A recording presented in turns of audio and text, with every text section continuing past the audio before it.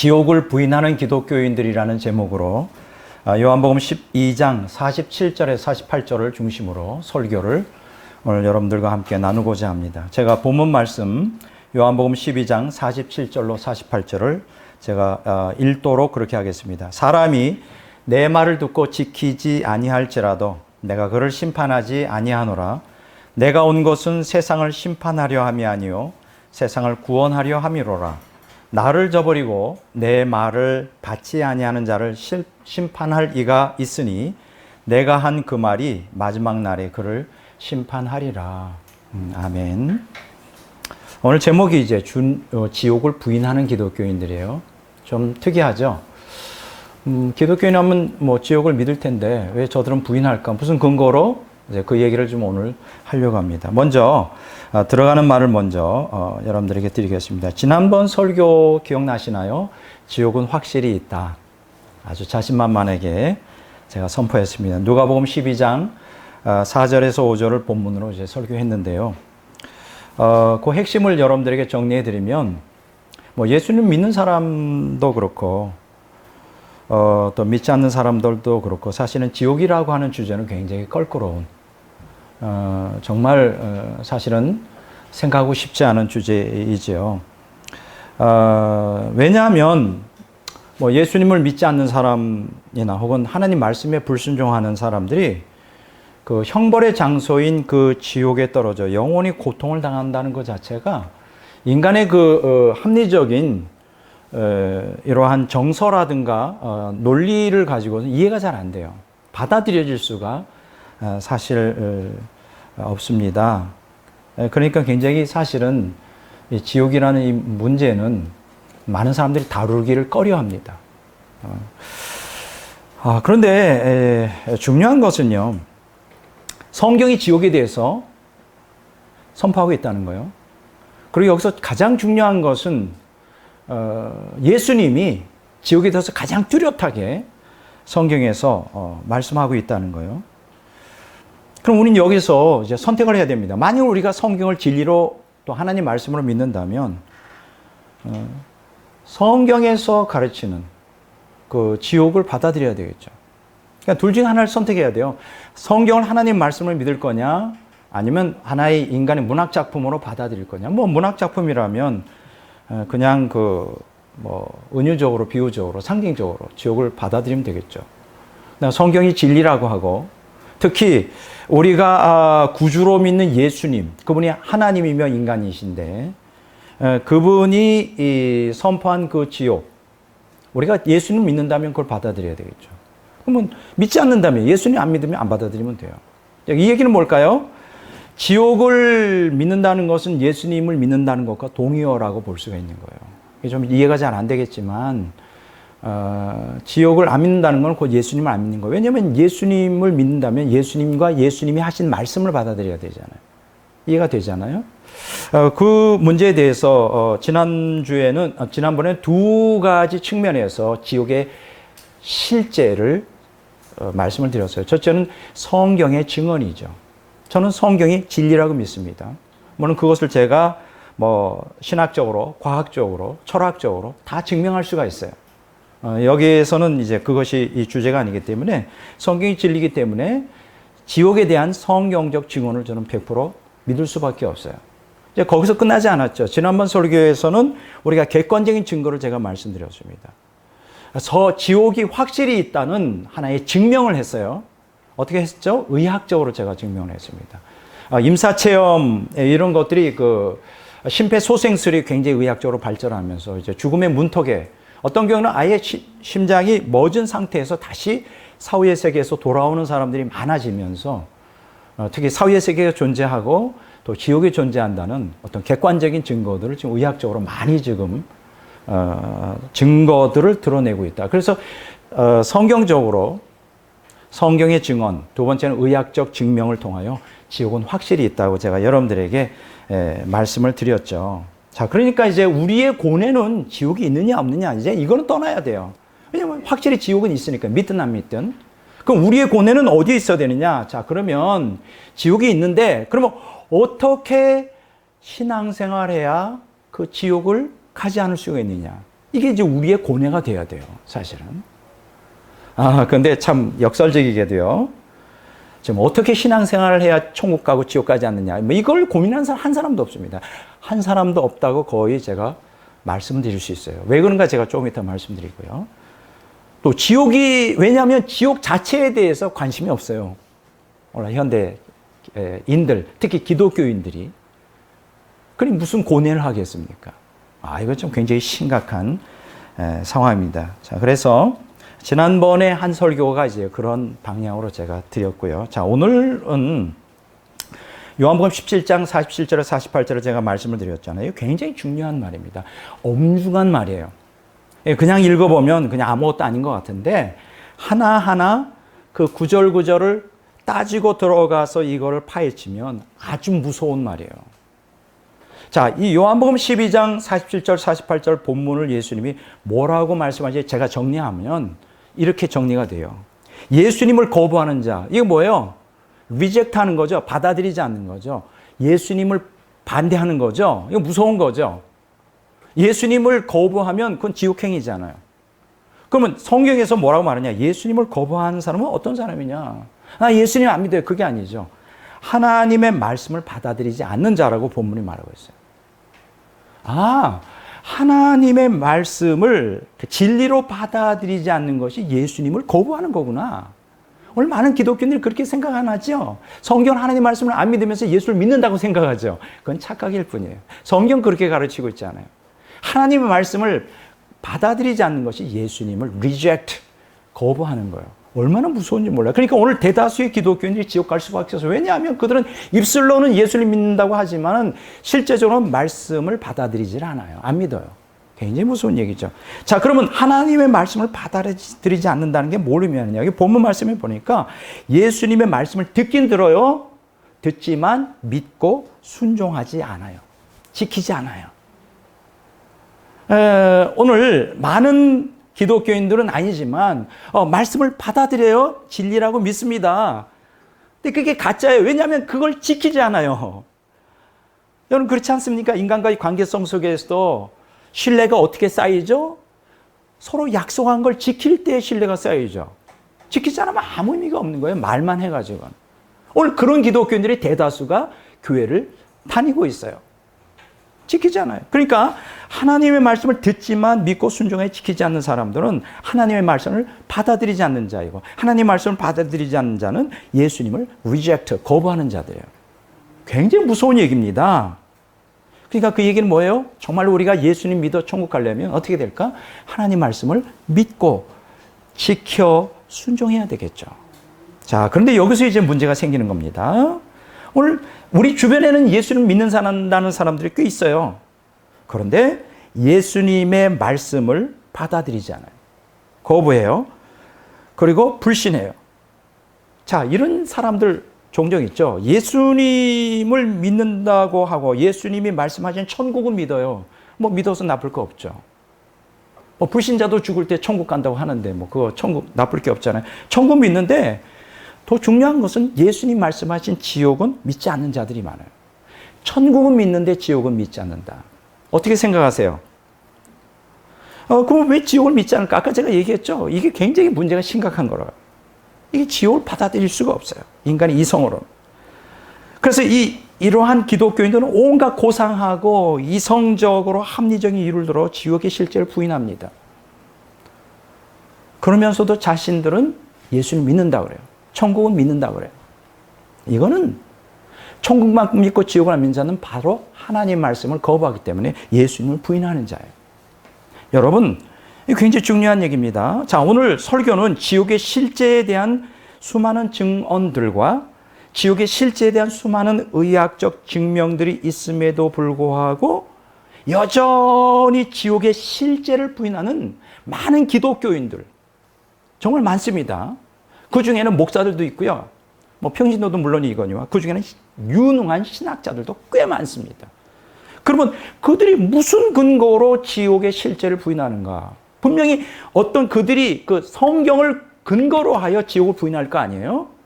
그러면 그들이 주장하는 그들의 논리를 이렇게 뒷받침해 하기 위하여 근거로 인용하는 성경 구절.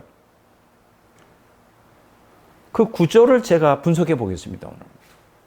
얼마나 그들이 왜곡되게 성경 말씀을 해석하고 그것을 근거로 하여 지옥이 없다고 말하는지 제가 증명해 보이겠어요. 저 같은 설교는 감성적이지 않죠. 굉장히 논리적이고, 그래서 신학적인 설교라고 이렇게 말씀을 드릴 수가 있는데, 근데 이게 중요해요. 뭐 교회 와서 기분 좋으라고 앉아 있습니까, 여러분? 기분 좋으려면 예배보다 더 좋은 거 많아요. 뭐 이 더운 날 뭐 맥주 한 잔 마시고 그것도 기분 좋아지고요. 뭐 좋은 음악, 그렇죠? 뭐 영화관, 못하러 이 교회 와서 기분 좋으려고 옵니까? 진리를 알기 위해서 하는 거죠. 근데 많은 기독교인들이 머리 쓰는 걸 싫어해요. 참 심각한 문제입니다. 진리에 대한 갈망이 없어요. 뭐 저라도 이렇게 외치지만 거의 많은 기독교인들이 관심이 없어요. 자, 인간의 이성과 논리로 이 지옥의 실제를 수용한다는 게 참 어렵습니다. 저 역시 마찬가지예요. 모든 인간들은 다 동일해요. 피조물인 인간이 어떻게 여러분, 인간에게는 정서라는 게 있어요. 특히 한국 사람들은 정이 많아. 나에게 원수 같은 인간도 또 잘못했다가 빌리면 또 받아주는 게 한국 사람이 정이 많아서. 누구나 다 이런 어떤 정이 있어요. 불쌍히 여기는 마음이 있고. 그런데 성경에 게시된 이 지옥과 그 지옥의 형벌로 인한 그 고통, 그리고 그 고통이 영원하다는 이러한 개념들은 받아들이기가 어려워요, 사실. 참 그렇습니다. 자, 그러면 지옥에 대한 것만 받아들이기 어려운 거예요? 여러분 자세히 생각해 보세요. 성경에 게시된 인간의 구원이, 그렇죠? 인간의 구원이 인간의 이성과 논리로 받아들여질 수가 있는 건가요? 그건 성령의 역사로 말미암아 그걸 경험되어질 때만 그게 구원이, 성경적 구원이 뭔지 머리로는 안 되는 거예요. 이 지옥 문제만이 아니라 구원 문제도 이게 인간의 이성과 논리로 정서적으로는 받아들이기가 어려운 거예요.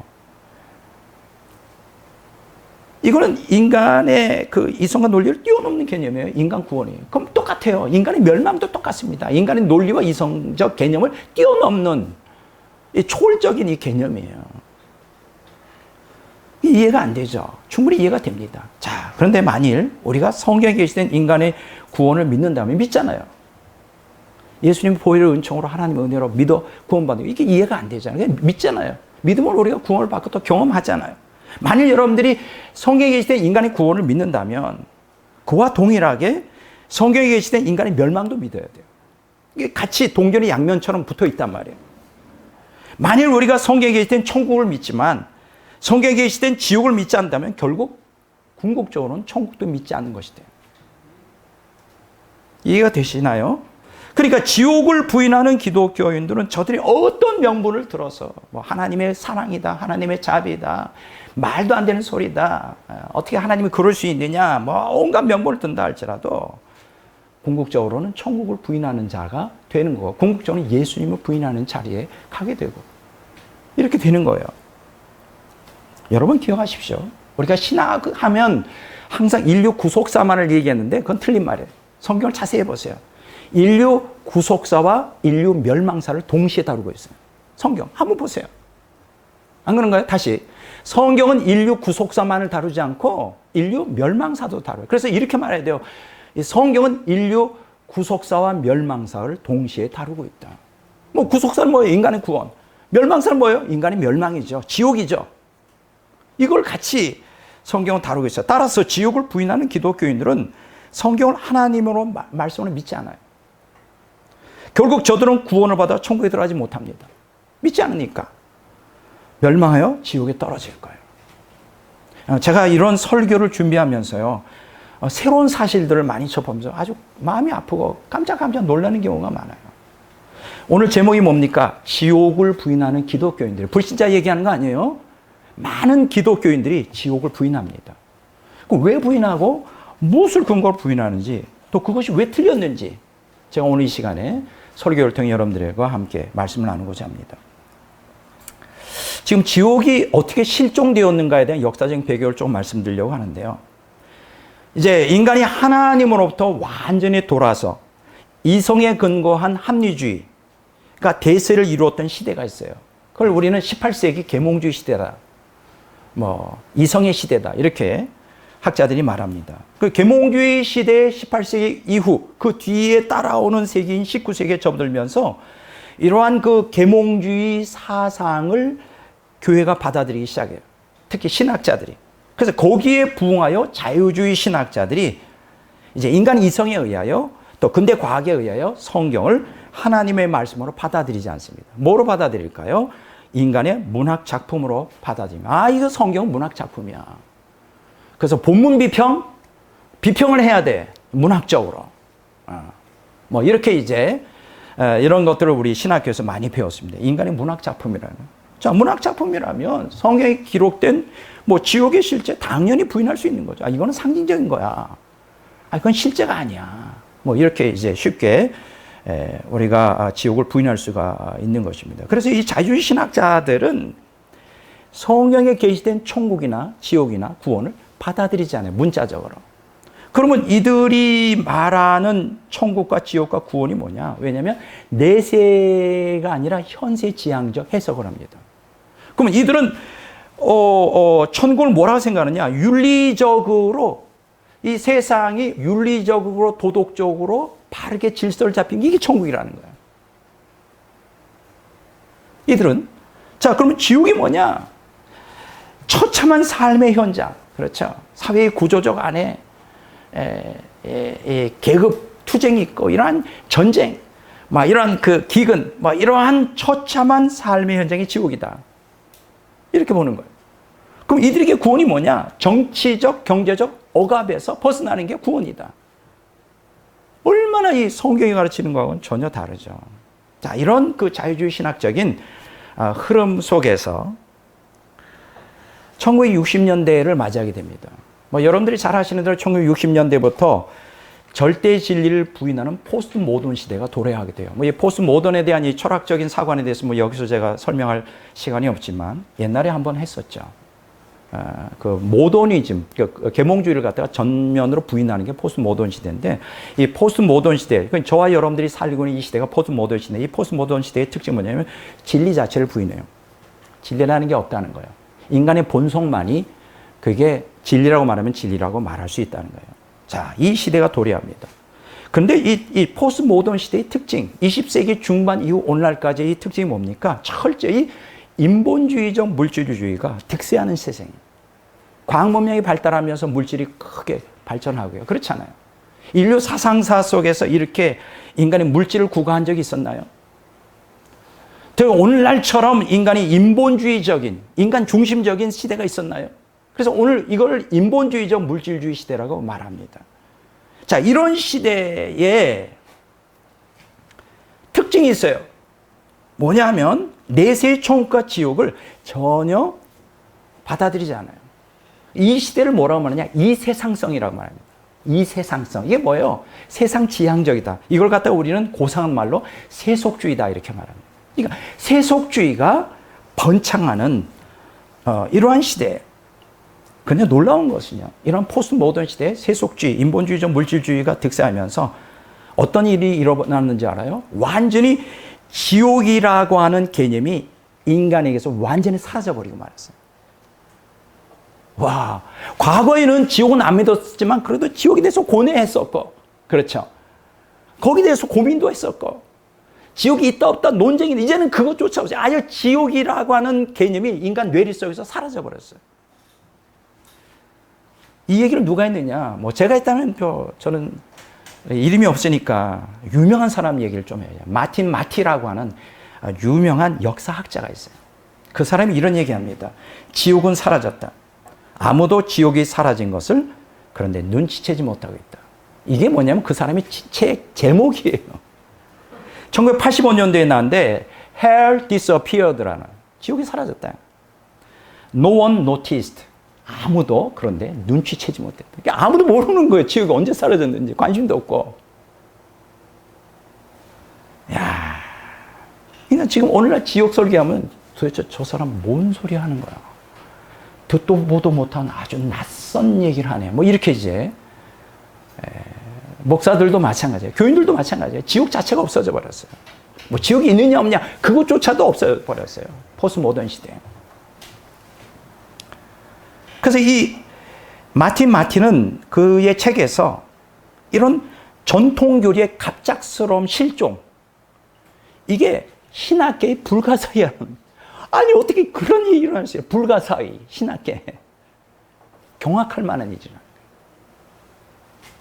저는 오늘 지옥의 실제를 부인하는 기독교인들의 두 개의 신학 이론을 말씀을 드릴 겁니다. 그럼 저들이 주장하는 그 주장이 얼마나 왜곡되고 잘못된 것인지도 여러분들에게 밝힐 것이에요. 너무나 뚜렷하기 때문에 하나는 두 가지인데, 하나는 뭐냐면 만인구원설이에요. 유니버살리즘이라고 합니다. 만인구원설. 쉽게 얘기하면 예수님 믿든 안 믿든 다 구원받는다는 거예요. 아유, 그러면 얼마나 좋겠어요. 뭐 모타로 전도해. 모타로 교회를 만들어. 믿지 안 믿든 다 천국 가는데. 그냥 예수님이 인류를 위해 다 죽었기 때문에 그 은총 안에 다 들어간다는 거예요. 믿지 않는 사람까지. 그게 만인구원설. 다른 하나가 뭐냐면 조건 불멸설이에요. Conditional immorality라고. 조건 불멸설. 이게 뭔지 제가 좀 이따가 설명을 하겠어요. 자, 먼저 만인구원설부터 다뤄보도록 하겠습니다. 이 만인구원설에 제일 처음 이쪽의 이론을 소개한 사람이 있어요. 이게 누구냐면 오리게네스라고 하는 사람이에요. 이거 이제 영어로 오리겐이라는 사람이 들어본 사람이 있으니까 아주 훌륭한 분이에요. 184년에서 253년까지 살았는데 지옥에 관한 기존의 교리를 들러엎는데 도전장을 최초로 던진 사람이에요. 아, 대단해요. 누가? 오리게네스. 이 사람이 기독교에 공헌한 것도 굉장히 큽니다. 양태론적 군주신론에 대항하여 삼위일체론을 변증했던 훌륭한 교부였어요. 교부. 그런데 뭐를 근거로 만인구원설을 주장했느냐? 사도행전 3장 21절에 보면 이런 구절이 나와요. 하나님이 영원 전부터 거룩한 선지자들의 입을 통하여 말씀하신 바 만물을 회복하실 때까지, 뭐 이런 구절이 나와요. 만물을 회복하신다. 이 회복이라고 하는 단어가 아포카타스타시스라고 그래요. 헬라어로. 이 회복이라고 하는 단어를 딱 따와서 회복교리를 만듭니다. 오리겐이 회복교리를 만들어요. 그러면 이 회복교리의 초점이 뭐냐? 지금은 선과 악이 대치하여 갈등을 빚고 뭐 이렇게 되지만 세상의 종말이 되면, 그러니까 구속사가 완성되는 종말이 되면 모든 것들, 선이든 악이든 이 모든 것들이 처음 상태로 회복될 거라는 거예요. 그래서 불신자와 악인들도 구원을 받게 될 것이고, 심지어는 놀라지 마세요. 사탄까지도 구원을 받게 될 것이다. 오리겐이 그 주장을 합니다. 그게 회복교리예요. 그러면서 하는 얘기가, 그럼 그 악인들과 사탄은 지금 어디가 있나? 지옥에 가 있다는 거예요. 그래서 불신자와 지옥이 영원한 형벌의 장사가 아니라는 거예요. 왜 지옥을 하나님 만들었느냐? 말을 안 들으니까. 막 죄를 정화시키기 위해서. 사람이 이런 게 있잖아요. 이제 말을 잘 안 듣는 사람들은 고통을 가하면 좀 이렇게 사람이 변화되기도 하고. 그러니까 이 지옥이라는 게 바로 그런 장소라는 거예요. 죄를 정화하기 위한 한시적 역할만 한다. 그래서 그들이 지옥 속에서 막 잘못했어요. 다시 한번 기회를 주세요. 막 이러면서 이제 종말의 끝에 가면 하나님이 다 그 지옥을 없애고 이제 다시 그들 다 구원한다는 거예요. 심지어 사탄까지도 다 구원한다는 거예요. 이게 이제 회복교리예요. 오리겐이 이런 주장합니다. 근데 이 사람이 그 인용한 이 성경 구절은 틀린 거예요. 사도행전 3장 21절의 이 회복 개념은 그 회복 개념이 아니에요. 이 회복이라는 건 예수님이 지상 재림할 때 천년 왕국이 이제 개국이 되잖아요. 이 땅에. 그래서 이 지구 환경이 완전히 타락 이전 상태로 회복이 돼요. 그래서 회복이 된다는 그 뜻이지 악인과 사탄이 구원을 받게 된다는 말이 아니죠. 이게 이 맥락을 잘 봐야죠. 아무거나 막 이렇게 항상 이 신학자들이 문제를 일으키는 거는 한 구절 가지고 앞뒤 보지 않고 하기 때문에 이게 엉터리 교리가 되는 거예요. 이단들도 마찬가지지만 제가 볼 때는 많은 정통 신학자들도 앞뒤 가리지 않고 막 자기 주장을 하다 보니까 성경을 잘못 해석한 경우가 대다수가 많습니다. 이런 거 조심해야 돼요. 우리 교회는 잘못 해석한 거예요. 회복교는 그 회복이 아니에요. 자연 환경의 회복이지 악인과 사탄이 회복되는 걸 얘기하는 게 아니죠. 자, 이런 오리겐의 회복 교리가 초기 기독교 교부들은 다 정통적으로 영원한 지옥 형벌의 불못을, 지옥 형벌의 고통, 이런 것들을 가르쳤거든요. 이게 이제 전혀 배치가 되잖아요. 이게 문제가 계속 이제 일어났어요. 그래서 이제 오리겐이 사후 몇백 년이 지나가면서 로마 카톨릭 교회에서 콘스탄티노플 2세가 통치하던 553년에 제5회 에큐메니칼 공회를 개최합니다. 무엇 때문에? 오리겐의 이 이단 사설 때문에. 그래서 거기에서 오리겐을 이단으로 정죄하여 파문합니다. 그리고 그의 가르침을 가르치지 못하도록 금지해버려요. 이 오리겐이 그것 때문에 이단 됐어요. 자, 이해가 되죠? 자, 그 이후에 이제 이런 뭐 회복교리다 이런 것들이 이제 사라지고 정통교리, 지옥이 있다. 이걸 이제 지금까지 쭉 오는데 또 자유주의 신학이 대두되고 자유주의 신학에서 탈바꿈한 한 바퀴 휙 돌아가지고 탈바꿈한 신정통주의가 대두되면서 또 오리겐의 이 회복교리와 비슷한 이 만인구원설이 대두되기 시작해요. 그가 누구냐? 만인구원설을 주장하는 사람이 칼 바르트라는 사람이에요. 뭐 신학하는 사람은 칼 바르트. 저는 이제 서울감신 출신인데 신학 서울감신 4년 동안에 칼 바르트를 하루에도 몇 번씩 들어서 아주 귀에 모시고요. 그래서 제가 칼 바르트 칼을 잘 가는 사람 뭐 이런 건 아니고요. 하여간은 뭐 그거밖에 생각 안 나요. 서울감신에서 배운 게 칼 바르트밖에. 뭐 말씀의 신앙, 뭐 만남의 신앙. 교수님에게 도대체 말씀의 본질이 뭐고 만남이 도대체 뭔지 그건 설명 안 해주면서 판다 그 같은 얘기 하다 보니까. 근데 이 칼 바르트가 이제 만인구원설을 주장하게 됩니다. 이걸 보편구원설이라고도 해요. 만인구원설을. 이 사람은 보편구원설, 만인구원설의 핵심이 뭐냐? 간단합니다. 신자든 불신자든 모든 사람들이 그리스도의 은총으로 구원을 받는다는 거예요. 그리스도가 모든 인류를 위해 죽었기 때문에 그 은혜에 신자뿐 아니라 불신자도 포함된다. 얼마나 좋겠어요, 그러면? 얼마나 좋겠습니까? 근데 그 만인구원설의 근거로 제시하는 구절을 제가 그 해석이 정말 맞는지 한번 분석해 보겠습니다. 고린도전서 15장 22절에 보면 이런 말씀이 있어요. 아담 안에서 모든 사람이 죽은 것 같이 그리스도 안에서 모든 사람이 삶을 얻으리라. 아담 안에서 인간이 타락함으로 타락한 아담 때문에 온 인류가 죽잖아요. 사망이 왔잖아요. 그와 마찬가지로 그리스도 안에서 모든 사람. 그러면 만인구원설에서 말하는 여기서 모든 사람은 불신자까지 포함하는 온 인류예요. 그러니까 그리스도 때문에 온 인류가 구원받는다. 뭐 이렇게 이제 해석을 하는 거예요. 이 구절을 가지고. 그러면 여기서 한 가지 질문이 있습니다. 과연 이 구절이 그 만인구원설을 옹호해 주는 구절이냐? 그거 분석해 봐야 되잖아. 그렇지가 않습니다. 이거 엉터리 해석이에요, 이거는. 야, 어떻게 이렇게 세계적인 조직신학자 칼 바르트가 이런 엉터리 해석을 할 수 있을까?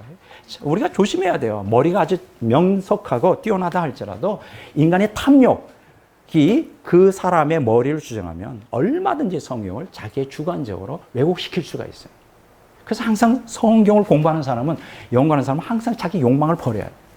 자기중심적인. 이것이 사람을 망치는 거예요. 합리화시켜버린다.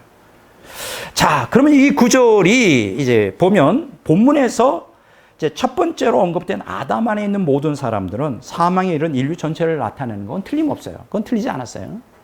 자, 그런데 이제 두 번째 언급된 삶을 얻는 모든 사람이 도대체 누구냐? 온 인류냐? 아니죠. 여기 보면 그리스도 안에 있는 모든 사람들이에요.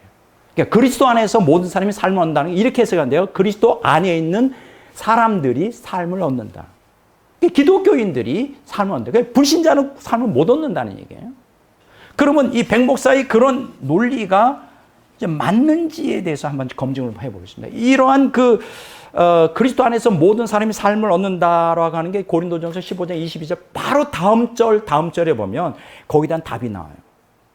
그게 바로 고린도전서 15장 23절 24절에 기록되어 있는데 그러나 각각 자기 차례대로 되리니 먼저는 첫 열매인 그리스도요 다음에는 그가 강림하실 때에 그리스도에게 속한 자요 그 후에는 마지막이니 그가 모든 통치와 모든 권세와 능력을 멸하고 나라를 아버지께 바칠 때라. 그러니까 고린도전서 15장 22절에서 그리스도 안에서 모든 사람이 삶을 얻는다, 생명을 얻는다. 그것을 바로 다음 절에 23절 24절에는 그걸 부활로 연결시키면서 그러니까 부활, 몸의 부활을 할 때 우리가 생명이 완성된다. 구원이 완성된다. 그렇게 하면서 그러면 생명을 얻는 부활에 참여하는 사람이 누군가가 23절 24절에 나오죠. 첫 번째가 뭡니까?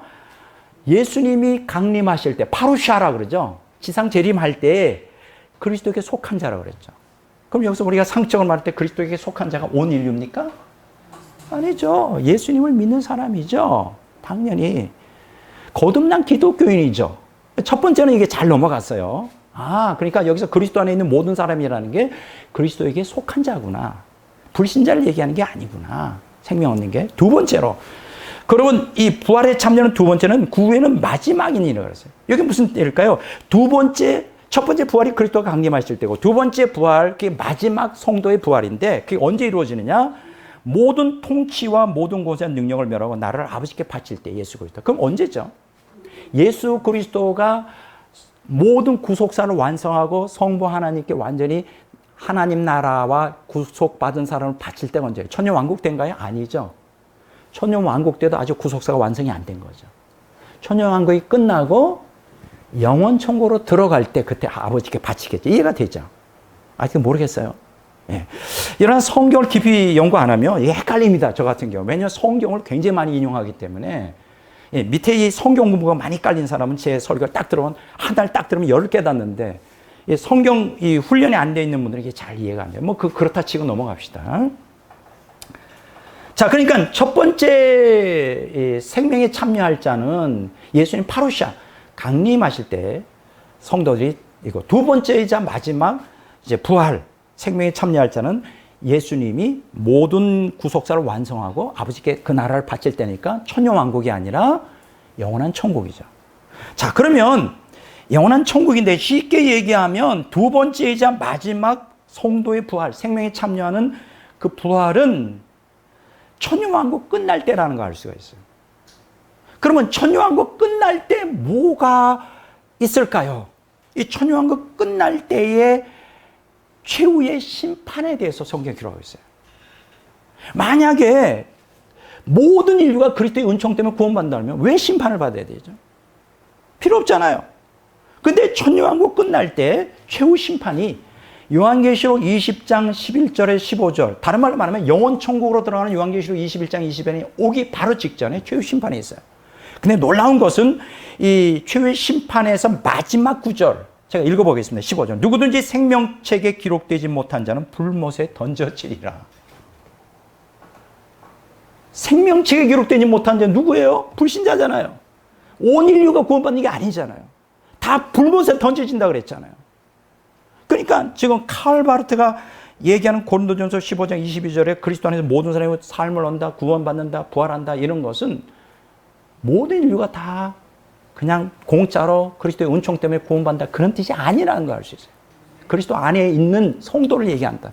이런 대학자가 이렇게 엉터리 번역을 하다니 정말 제가 이해가 안 됩니다. 자, 그렇게 이제 첫 번째는 유니버살리즘이라고 해서 만인 구원설에 대해 이게 얼마나 잘못된 교리인가 제가 증명을 했죠. 자, 두 번째 문제가 되는 신학사상 이게 뭐냐면 조건불멸설이에요.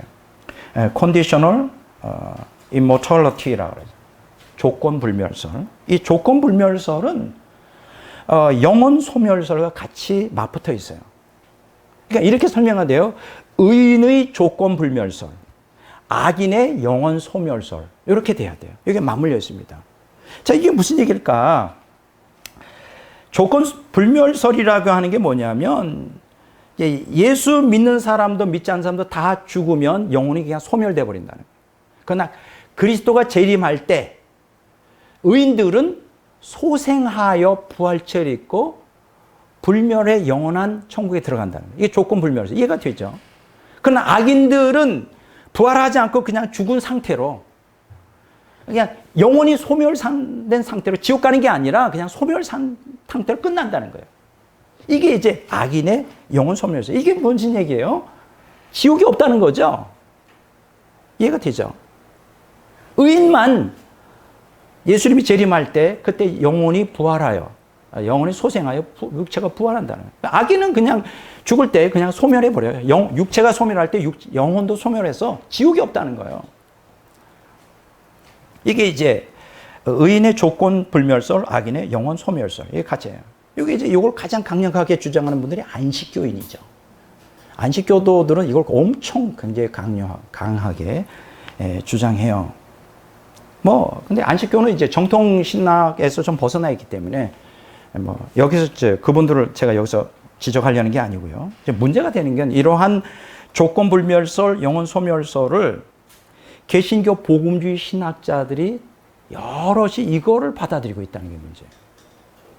자유주의 신학자가 얘기하면 말도 안 해요. 복음주의 신학자들이. 많은 영향을 끼치는 이 복음주의 신학자들이 이 의인의 조건 불멸설, 악인의 영혼 소멸설을 주장해요. 그 대표적인 사람이 누구냐면 F.F. 브루스예요. 여러분 신학 안 한 사람은 이게 뭔지를 잘 이해가 안 돼요. F.F. 브루스는요, 쉽게 얘기하면 신약학의 대가예요. 최고의 학자예요. 이분이 주석을 다 썼어요. 최고의 학자입니다.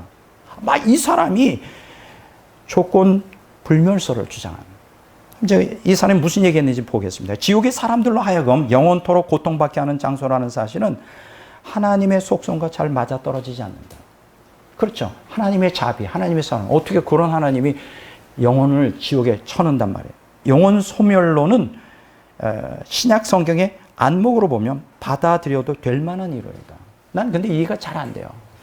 성경 어디에 영혼 소멸론이 어디 있어요?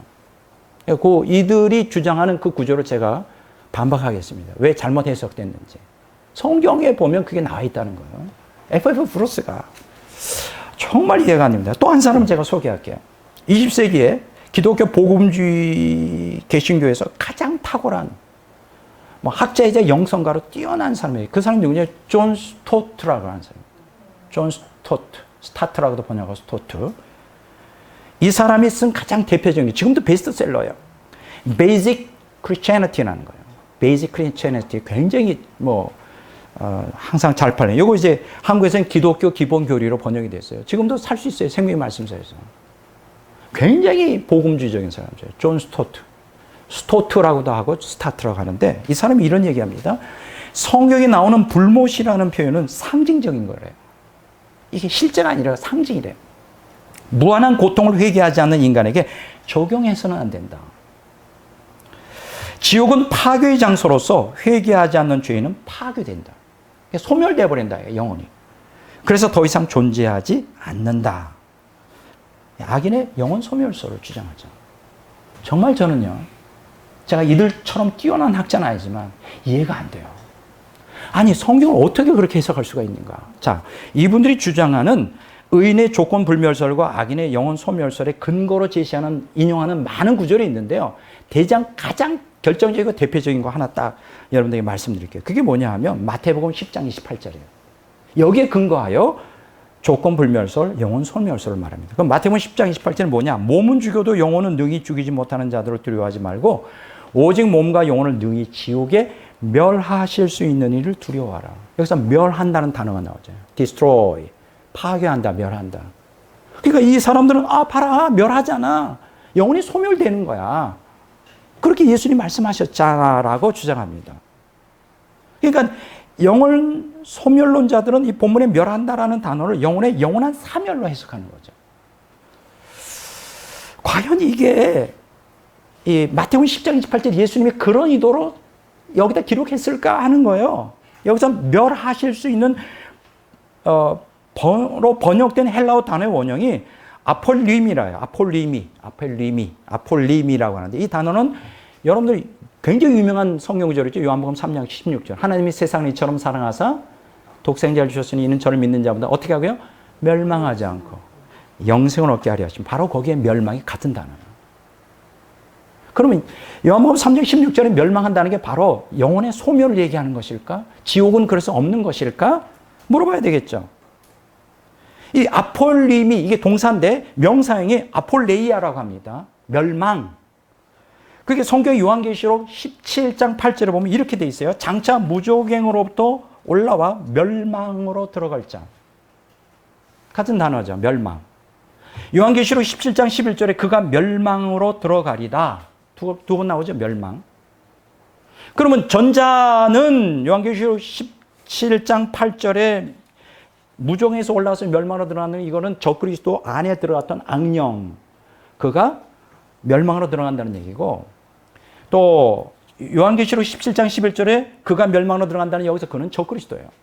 그러면 성경은 적그리스도가 영혼이 소멸된다고 가르치는가? 아니에요, 아니에요. 여러분들 요한계시록 19장 20절에 보면 예수께서 지상재림할 때에 예수님을 대항하는 그 적그리스도와 거짓 선지자들을 예수님께서 잡아다가 재림하신 예수님 잡아서 불과 유황 불 붙는 지옥에 던져 넣는다고 했어요. 그러니까 여기에서 요한계시록 17장 8절 또 11절에 나오는 멸망이라는 게 이게 지옥이구나. 영혼이 소멸되는 게 아니에요. 지옥이 쳐넣는다는 거예요. 이게 우리가 이렇게 단순히 뭐 신학적 깊이가 없어도 쉽게 답이 나오는데 왜 이들은 그렇게 해석하는지 도저히 나는 이해가 안 돼요. 여러분, 이 멸망이라는 단어 요한계시록 20장 14절과 21장 8절에 보면 둘째 사망이라고 그랬어요. 두 번째 죽음이에요. 두 번째 죽음이 뭡니까? 여기 둘째 사망 곧 불못, 불과 유황으로 타는 못이에요. 영혼이 사멸되는 게 아니에요. 첫째 죽음은 육체적인 죽음이고, 둘째 죽음은 이거는 영혼이 사멸되는 게 아니에요. 지옥이에요, 지옥. 자, 이런 사실은 오늘 본문에 아까 마태복음 10장 28절에 아까 얘기했잖아요.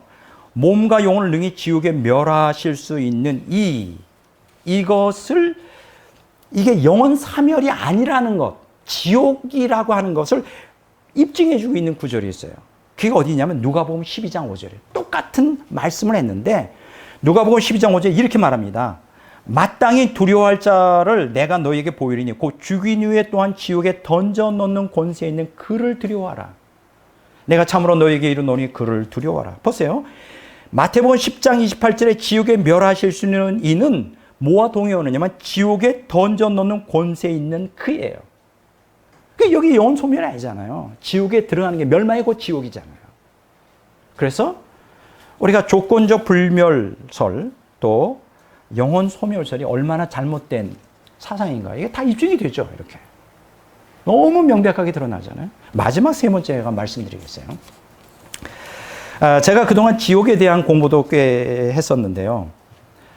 굉장히 흥미로운 책 하나를 제가 발견했어요. 그걸 제가 오늘 소개해 드리려고 해요. 그래서 오늘 세 번째 소 제목이 뭐냐면 사랑이 이긴다. 바로 이 책이에요. 이 책. 여러분들에게 빨간 책이라 금방 눈에 들어오겠죠. 사랑이 이긴다. Love Wins라고 하는. 그럼 이 사람이 누구 저자나 랍벨이라고 하는 사람이 쓴 책인데 왜 제가 이 책에 깊은 관심을 갖게 됐느냐면 이 사람이 미국에서 1만 명이나 되는 거대한 교회의 담임 목사예요. 그거 쉽지 않습니다. 대형 교회를 갖다가 이렇게 목회한다는 거 쉽지 않아요. 그만큼 그 얘기는 뭐예요? 그만큼 사람들이 많이 몰린다는 건 뭔가 목사가 굉장히 능력이 있다는 거잖아요. 말씀도 좋고 그렇죠. 목회를 잘한다는 건데 그분이 이 책을 이제 저술을 했어요. 근데 이 책을 이제 광고하는 게 처음에 이 책이 나왔을 때 어마어마하게 막 광고를 때리고 굉장히 정통 지옥교리를 믿는 그러한 분위기에 찬물을 끼얹은 거예요. 이 사람이 그러면 이 책을 통해 하고자 하는 말이 뭐냐? 아주 뚜렷해요.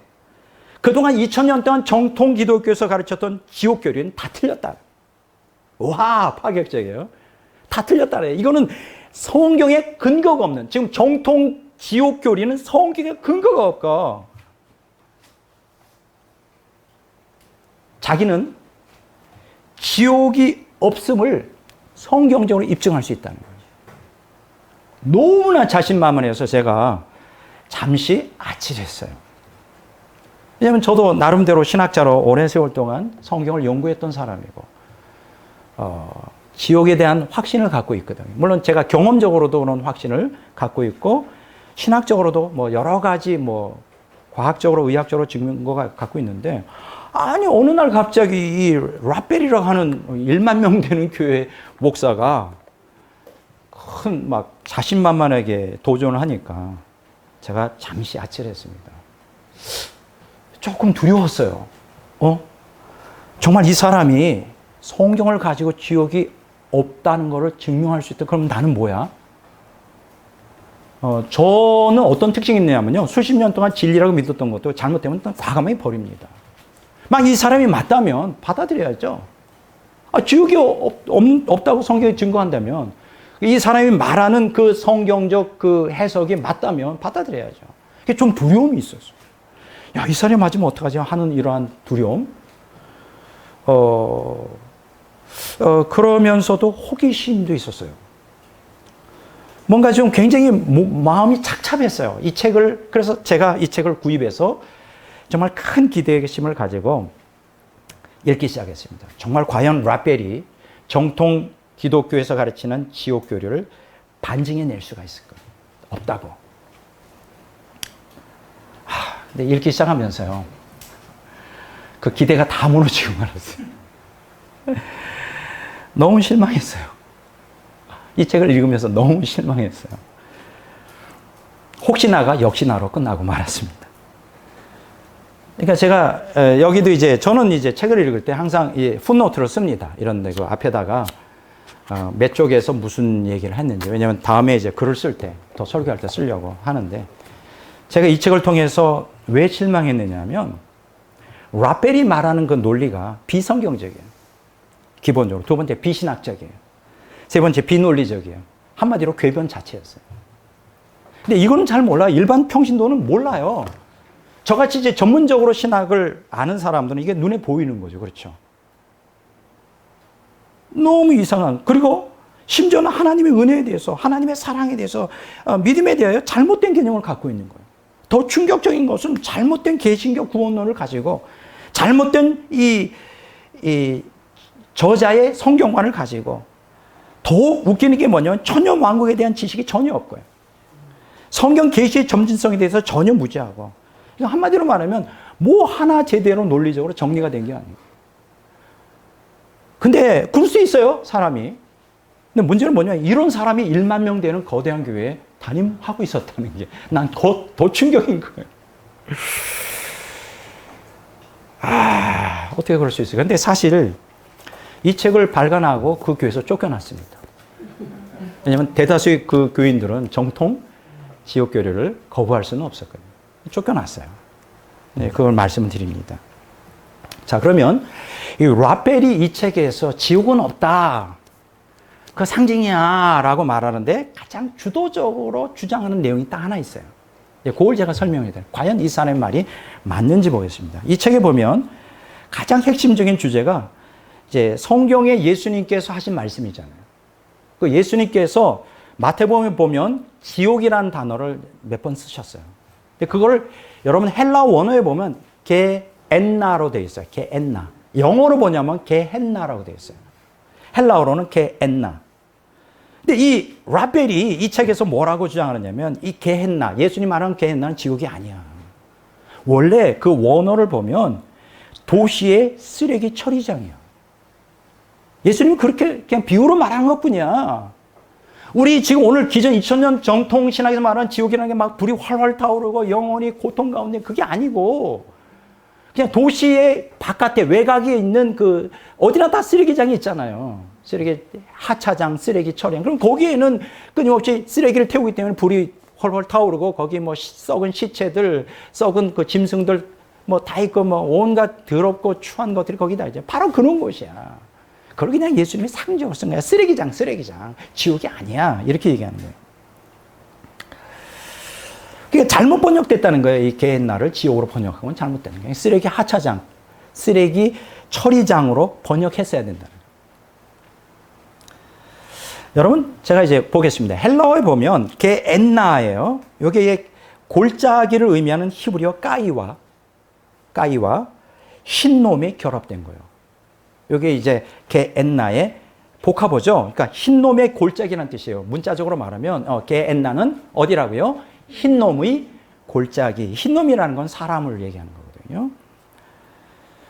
그래서 이 문자적으로 이 게엔나는 헬라어고 요거를 히브리어 문자는 까이 흰놈이라고 하는 거예요. 정확히는. 이걸 갖다가 헬라어로 음역한 거예요. 게엔나예요. 까이 흰놈. 이가 나오죠. 그럼 이 까이 흰놈, 다른 말로 말하면, 한국말로 말하면 흰놈이 골짜기가 이제 게엔나인데, 이 골짜기가 어디 있냐? 예루살렘의 남쪽과 서남쪽에 그 사이에 있는 깊은 계곡이에요. 골짜기. 거기다 쓰레기를 막 버렸나 봐. 예, 막 이제 쓰레기를 갖다가 이렇게 계곡이니까 거기다가 그냥 버렸죠. 예, 거기를 얘기하는 거예요. 골짜기, 깊은 골짜기. 이 역사적으로는 이곳에서 어떤 일들이 벌어졌느냐 하면 열왕기하 16장 3절, 21장 1절, 23장 10절에 보면 가나안의 우상 몰렉에게 그때 그 우상 숭배가 아주 번창할 때 이스라엘 백성들 중에 일부가 자기 자녀를 제물로 바치던 것이에요. 그래서 굉장히 하나님의 진노가 이 흰놈의 골짜기, 게엔나에 막 쏟아부어졌어요. 하나님의 진노와 저주의 장소. 그래서 예레미야서 19장 6절을 보면 이곳을 살육의 골짜기라고 했어요. 하나님이 막 악인들을 죽이는 살육의 골짜기. 그러니까 이곳은 게엔나 하면 이스라엘 사람들에게 어떤 영향을 끼치냐? 하나님의 형벌의 장소다. 이런 이제 의미를 갖고 있는 거예요. 바로 그런 것이에요. 근데 문제는 뭐냐? 여기서 잘 들으세요. 문제는 뭐냐? 바로 이 게헨나가 흰놈의 골짜기 거기에서 우상에게 제물 바치고 자기 자식들을 죽여가지고 제물을 바쳤던 막 그곳은 맞는데 이곳이 예수님 당시의 쓰레기 처리장이었느냐? 쓰레기 처리장이었을까? 결론부터 말씀드릴게요. 예수님 당시 1세기인데 요 게헨나 흰놈의 골짜기에 쓰레기 처리장이 존재했다는 증거가 하나도 없어요. 고고학적으로. 틀린 거예요. 그러면 지금 오늘 모든 신학자들, 모든 목사님들이 그렇게 믿고 있어요. 아, 게헨나는 쓰레기 처리장이에요. 거기서 불이 항상 쓰레기를 태우고 거기에서는 죽은 짐승들, 인간들, 시체, 악인들을 갖다가 그 죄인들을 갖다가 막 시체 태우는 곳이다. 쓰레기장이다. 다 그렇게 믿고 있어요. 거의 대부분의 주석도 다 그렇게 가르치고 있어요. 그럼 이게 팩트일까? 사실일까? 아니에요. 그럼 이 게헨나를 갖다가 쓰레기 처리장으로 처음으로 언급한 분이 있어요. 이걸 추적에 올라가야죠. 초기교회 때부터 그러지 않고 이 사람이 누구냐? 바로 유대교 랍비인 데이빗 킴히라고 하는 유대교 랍비예요. 이 사람이 1200년에 AD 1200년에 이걸 주장한 거예요. 아, 게헨나는 쓰레기장이다. 처음으로. 그럼 그전에는 없었다는 거예요. 이게 조작된 거예요. 유대교회에서. 이해가 되죠? 쓰레기장이 아니에요. 이해가 되죠? 자, 그러니까 분명한 사실은 예수님이 언급한 이 지옥, 이거로 번역된 게헨나는 도시의 쓰레기 처리장이 아니라는 거예요. 그럼 예수님이 어떤 의도로 이 게헨나를 썼을까? 이 형벌의 장소, 살육의 골짜기라는 옛날에 그 우상 숭배하던 그곳이 하나님의 형벌의 장소로서 쓰여졌는데, 그러면 이 예수님이 언급한 이 게헨나는 뭘 의미하느냐? 예수님 같은 마태복음에 보면 마태복음 13장 42절은 그 풀무불이라는 거죠. 풀무불이 뭔지 알아요? 퍼니스라고 아세요? 용광로. 여러분 그게 작은 것도 있고 큰 것도 있잖아요. 쇠를 녹이는 얼마나 활활 타오르는 게 풀무불이에요. 마태복음 13장 42절. 그리고 마태복음 25장 41절은 영원한 불로 표현. 이게 다 게헨나예요. 같은 동의어죠. 자, 그러면 여러분들이 기억하셔야 될 게 이게 참 그렇습니다. 이 구약 성경에서 신약 성경 같이 연결되는 데 있어서 지금 문제가 되는 게 뭐냐면 신구약 중간기라고 하는 400년의 갭이 있어요. 그래서 이 신구약 중간기의 그 사상을 이해하지 못하면 구약에서 신약으로 이어지기가 어려워요. 그러면 이 중간기에 뭐가 있었느냐? 그러니까 BC 200년에서 AD 1년까지 유대교회는 묵시문학이라고 하는 게 발달했어요. 성경 외에 묵시문학. 이걸 갖다가 이제 우리는 뭐냐면 위경이라고 말해요. 피다그라파라 위경이라고 말하는데, 그래서 구약에서 신약으로 넘어올 때 요 사이 그 이 BC 200년에서 AD 200년까지 약 300년간의 묵시문화 그 시대가 있었기 때문에 여기에서의 그 용어들을 보면 신약이 뭐 어떤 용어를 말할 때 그게 뭘 의미하는지 알 수 있어요. 쉽게 얘기하면 묵시문학 시대에 위경 시대에 게헨나에 대하여 묵시문학에서 여러 군데에서 설명했어요. 그 게헨나, 예수님 오늘 말씀하신 게헨나가 정말 불지옥일까? 아닌가? 제가 두 묵시문학을 들어서 예수님 당시에 유대인들만이 아니라 유대 기독교인들조차 익히 성경처럼 읽었던, 그래서 여러분 신약 성경에 보면 묵시문학의 내용들이 굉장히 많이 들어와 있어요. 이 신학교에서 이걸 안 가르치니까 이제 외경, 위경 얘기하면 막 그냥 기절을 하려고 그래요. 이 단순 무지하면 안 되는 거예요. 신약 성경에 많이 들어와 있어요. 묵시문학이 막 수십 개, 거의 뭐 수십 개가 들어와 있어요. 자, 그러면 예수님 당시에 아주 유행했던 묵시문학 두 권의 책에서 이 게헨나, 이 불지옥에 대한 묘사가 기록이 돼 있어요. 그 부분으로 제가 잠시 해석을 하면 오늘 본문 말씀을 끝내거든요. 첫째는 뭐냐면 에녹 이서예요. 에녹 이서 10장 1절 2절에 나오고, 두 번째는 에스드라 4서 7장 32절에서 36절에 보면 나오는데, 제가 이게 영어로 돼 있어요. 한글로 너무나 엉망으로 번역돼 있어서 제가 영어를 그냥 갖고, 이 시간이 짧기 때문에 영어를 다 제가 읽지는 않고 부분이 제가 해석할게요. 먼저 에녹 이서 10장 1절 2절에 보면 이런 표현이 있어요. 이제 이 두 사람이 이 북쪽으로 자기를 이제 데리고 왔는데, 정말 끔찍한 곳을 자기에게 보여줬다는 거예요. 거기에는 온갖 고문들이 가득 차대요. 고문하죠. torture, 고문하는 것들이 온갖 종류의 고문들이 가득 찼었는데, 거기에는 정말 아주 무시무시한 암흑과 빛이 없는 그 우물함, 거기는 빛이 존재하지 않는데, 그곳에서 끊임없이 검은티티한 불꽃이 막 치솟아 오르고 있었고, 그 버기에 나와요. Murky fire constantly flaming aloft라고 했고요. 거기에는 불의 강을 이루고 있었다. 불이 강이 막 이렇게 넘실거리고 있었다 이거예요. There is a fiery river coming forth 이렇게 되어 있죠. 온 천지가 다 불바다였다. 이게 지옥에 대한 묘사예요. That the whole place is everywhere fire. 그렇죠? 여러분, 이게 에녹이서 10장 1절이잖아요. 그러니까 이때 당시에 신구약 중간기에도 유대인들은 이 지옥 하면 그냥 쓰레기장이 아니라 정말 불지옥, 예수님 말 바로 그 유황불못을 이미 알고 있었다는 거예요. 이해가 되죠? 자, 두 번째 제가 에스드라 4서 7장 32절 36절을 제가 요약해서 말씀드릴게요. 이 땅에서 죽은 자들이 이제 다시 살아나 이제 지극히 높으신 하나님의 심판대 앞에 서게 될 것이다. 그리고 그때는 모든 그 국률과 하나님의 인내심이 이제 끝장을 보고 심판이 베풀어지게 될 것이다. 이렇게 쭉 나와요. 근데 여기 굉장히 중요한 얘기가 있어요. 결국 사악한 인간들의 행위들이 묵과가 되지 않을 것이다 했어요. 그리고 그 다음에 굉장히 중요한 얘기가 나오는데, Then the price of torment shall appear. 이거 뭐예요? 고통의 장소가 그들에게 나타날 것이고, 여기 아주 중요한 게 있어요. The furnace of hell. 여기서 hell이라고 영어로 번역하는데 이게 헬라어는 게헨나예요. 여기 나와요. 게헨나의 furnace, 뭐예요? 용광로이죠. 불이죠. 불이 shall be displayed. 이렇게 펼쳐지게 될 것이다. The furnace of hell shall be displayed. 악인들에게 그렇게 게헨나의 이 불이, 이 불지옥이 그들에게 게헨나. 여기 게헨나 나오잖아요.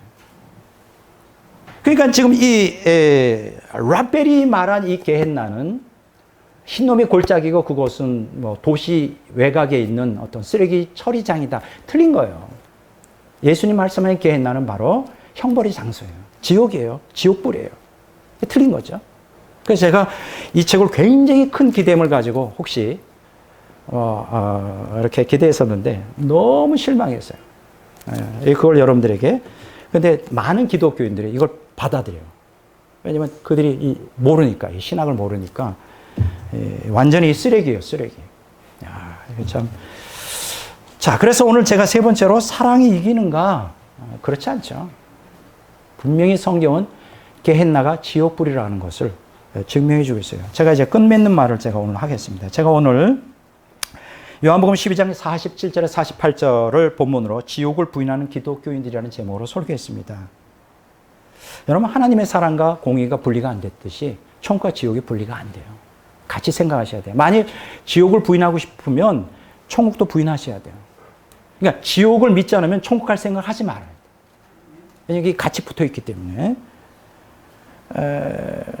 정말 경악스러운 것은요, 여러 복음주의 신학자들이 인간의 논리와 정서에 거슬린다고 하여 지옥의 실제를 부인하면서 두 가지 제가 말씀드렸죠. 만인 구원설과 그 다음에 조건 불멸설, 이걸 주장하는데, 그들이 그 주장하면서 그 인용한 그 구절들, 그 근거 구절로 난 게 다 잘못 해석한 거예요. 다 잘못 해석한 거예요. 그런 뜻이 아니에요. 그러므로 오늘 이 시간에 우리는 성경이 예수님이 성경에 계시한 대로 악인들의 영원한 형벌 장소인 불못지옥을 믿어야 돼요. 여러분들이 하나님이 아니잖아요. 여러분들이 성경보다 뛰어넘을 수 없잖아요. 그렇죠? 그럼 성경이 계시된 대로 믿어야죠. 이제 우리는 남은 과제가 뭡니까? 지옥이 있느냐 없느냐. 물론 고민을 하셔야 되겠죠. 근데 그게 문제가 아니에요. 지옥은 있어요. 믿든 안 믿든. 그럼 어떻게 이 땅에서 신앙생활해야 천국 갈 건가? 지옥 가지 않고 천국 갈 수 있는 게 고민하셔야 돼요. 정말. 잘 믿으셔야 돼요. 제가 요 다음 설교가 무슨 설교냐면 굉장히 중요한 설교입니다.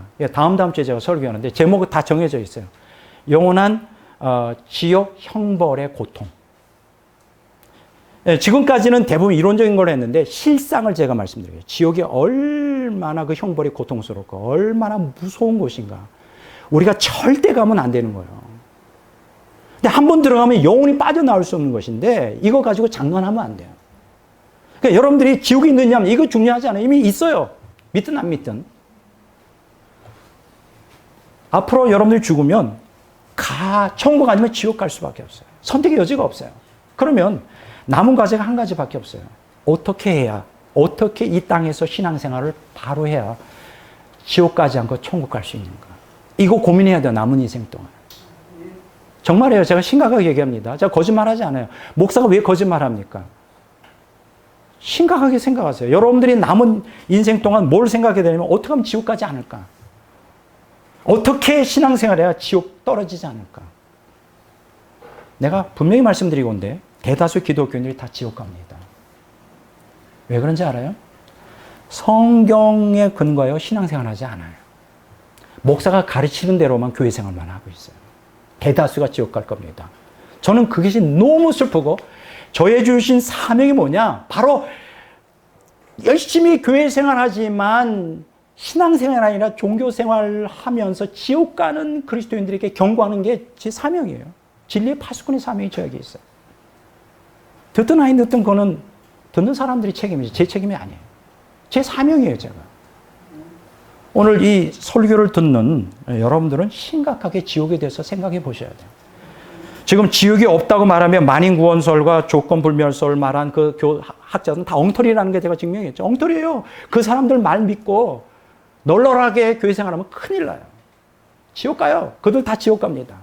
뭐 같이 갈 거예요? 유명한 신학자라고 같이 따라갈 거예요, 지옥에? 절대 그러면 안 되잖아요.